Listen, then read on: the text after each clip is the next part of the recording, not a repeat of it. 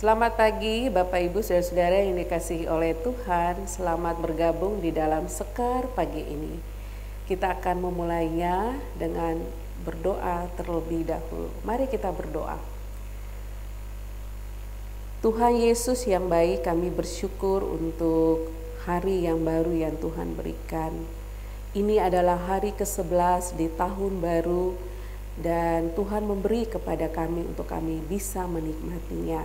Kami bersyukur untuk penyertaan-Mu di hari-hari di tahun yang lama, dan kami juga bersyukur dan meyakini bahwa Tuhan akan menyertai kami di hari-hari di tahun yang baru ini. Tuhan, pada saat ini kami akan membaca dan merenungkan kebenaran firman-Mu.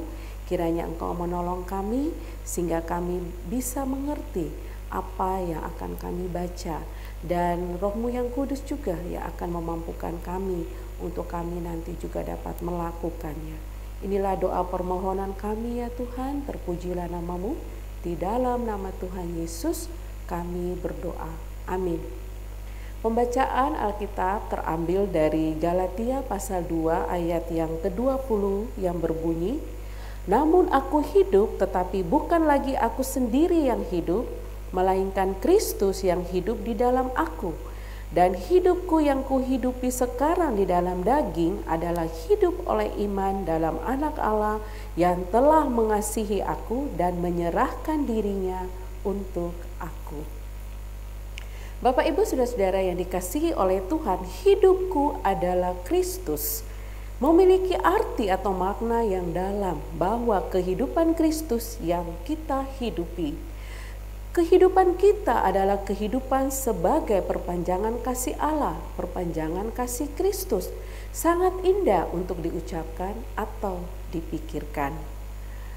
Namun tidaklah semudah seperti yang dikatakan.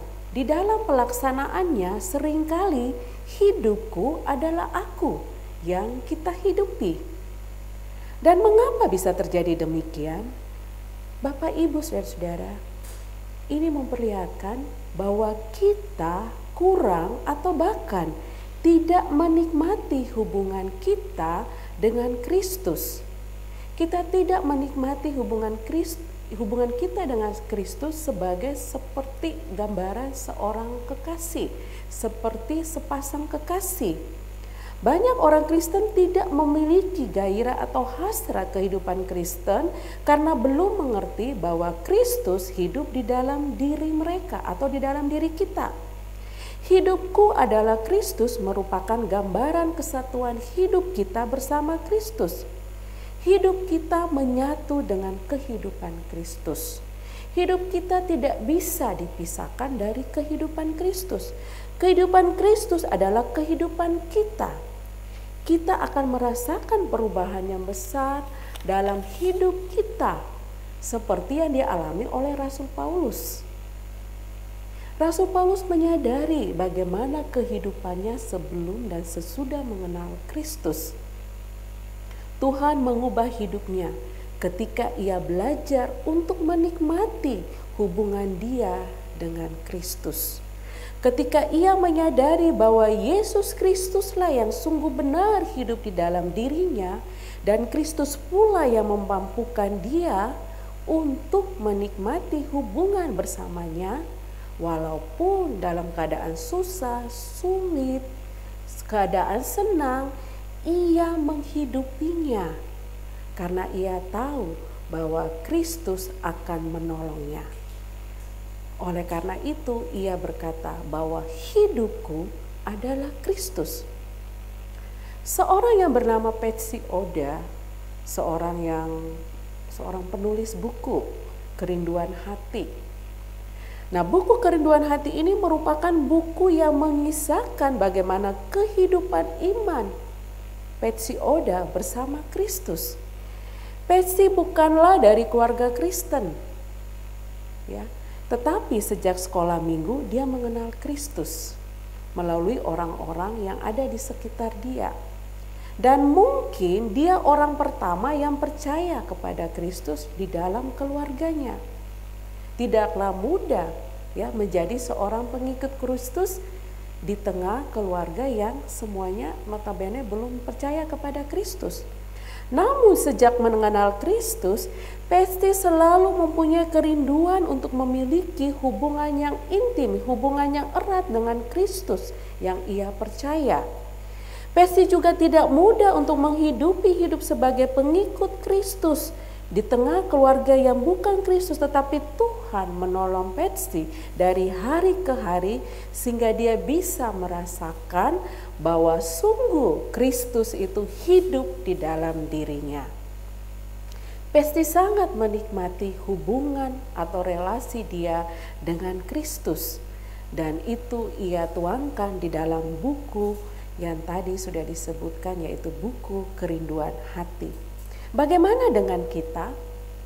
Hidupku adalah Kristus, bukan hanya sebagai slogan, tetapi marilah kita hidupi bahwa hidupku ada Kristus dengan menikmati hubungan atau relasi kita bersama dengan Dia. Suka duka, kebahagiaan, kesukaan itu menjadi warna di dalam hidup kita bersama dengan Kristus.